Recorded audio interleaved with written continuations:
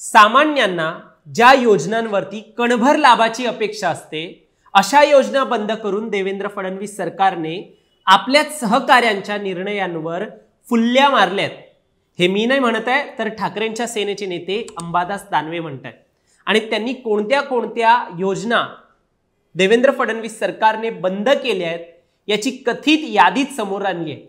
त्यांच्या दाव्यानुसार फडणवीस सरकार या योजना बंद करून त्यांच्याच सहकारी विरोधात भूमिका घेत आहे। आता या संपूर्ण प्रकरणावर स्वतः मुख्यमंत्री काय म्हणतायत आणि नेमक्या कोणत्या योजना बंद केल्याचा दावा होतोय हे सगळं जाणून घेऊया या व्हिडिओच्या माध्यमातून। दरम्यान तुम्ही चॅनलवर नवीन आलाय तर लगेच सबस्क्राइब करा प्राईम टाइम महाराष्ट्र, कारण असे राजकीय घडामोडी आणि घडामोडींमागील राजकारण आम्ही नेहमी तुमच्यासाठी घेऊन येत असतो। माझं नाव ओमकार साळवी आणि या विषयाला आपण सुरुवातीपासून सुरू करूया। तर अंबादास दानवे यांनी योजना बंद केल्याची कथित यादी समोर आणून योजना बंद करणारे हे चालू सरकार आहे आणि निवडणुकांपुरत्या योजनाचा भंपकपणा जनतेपुढे या सरकारने केलाय अशी टीका केली।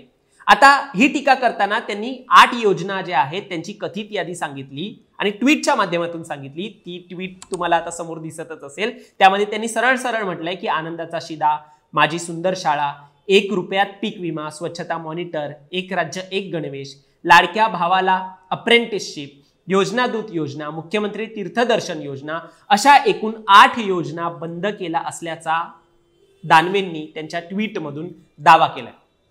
आता या बंद झालेल्या ज्या योजना आहेत त्यावरून मुख्यमंत्री देवेंद्र फडणवीस यांना जेव्हा विरोधकांनी घेरायला सुरुवात केली त्यानंतर मुख्यमंत्र्यांनी समोर येऊन आम्ही कोणतीच योजना बंद केली नसल्याचं सांगितलं।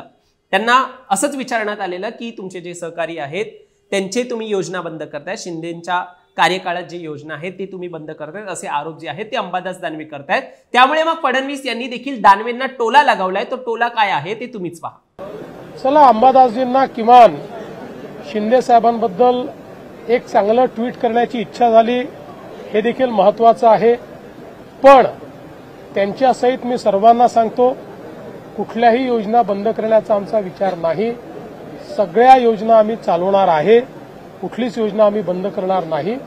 एखाद दुसरी योजना ही काही काळाकरता डेफर होऊ शकते, कारण आता जी काही आमच्यावर या संकटामुळे एक मोठा भार पडलेला आहे, पण आता तरी कुठलीच योजना डेफर पण आम्ही केलेली नाही। त्याच्यामुळे मला असं वाटत नाही की कुठली योजना बंद होईल। आणि ज्या आमच्या फ्लॅगशिप योजना आहेत, लाडकी बहिणीची योजना असेल, शेतकऱ्यांना वीज माफीची योजना असेल, यातली कुठलीच योजना आमची बंद होणार नाही। काही योजना पुढे ढकलल्या जाऊ शकतील असं फडणवीस यांनी म्हटलं असून सरकारच्या फ्लॅगशिप योजना जसे लाडकी बहिणीची योजना आणि शेतकऱ्यांना वीज माफीची योजना अशी कुठलीच योजना बंद होणार नाही असं वक्तव्य त्यांनी केलेलं आहे।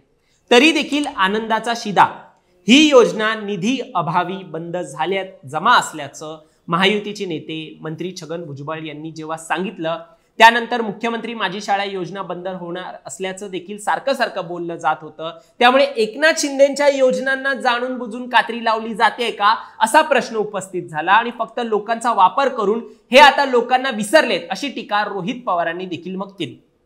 म्हणजे लोकांचा फक्त वापर केला जातो निवडणुकीसाठी आणि मग नंतर हे विसरतात अशी टीका ती होती। त्यांनी असं देखील म्हटलंय रोहित पवारांनी की शिंदे साहेबांच्या योजना भाजपला नकोशा झालेल्या एक दिसतात, कारण यातून एकनाथ शिंदे यांचं नाव अजून मोठं होईल अशी भीती त्यांना वाटते। फडणवीस सरकारला, भाजपला अशी भीती वाटते असं रोहित पवार म्हणतात। मध्ये तर महायुतीत फडणवीस मुख्यमंत्री झाल्यावरती शिवभोजन थाळी देखील बंद होईल अशा बातम्या आलेल्या, मात्र शिवसेनेचे नेते मंत्री उदय सामंत यांनी कालच स्पष्टच सांगितलंय की या योजना ज्या आहेत शिवभोजन थाळी आणि लाडकी बहीण अशा कोणत्याच योजना बंद होणार नाही।